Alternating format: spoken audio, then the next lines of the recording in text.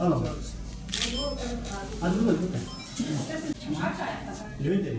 Yarın yok kaçtım bakalım. Ya gidiyor bakarsın.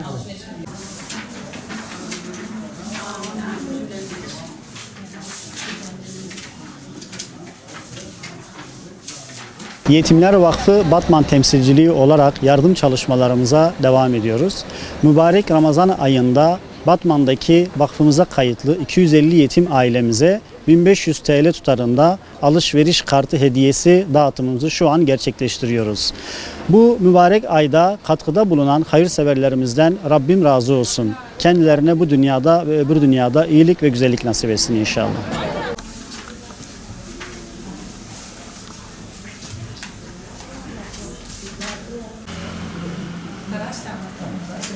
Çarşamba günü 1500 lira.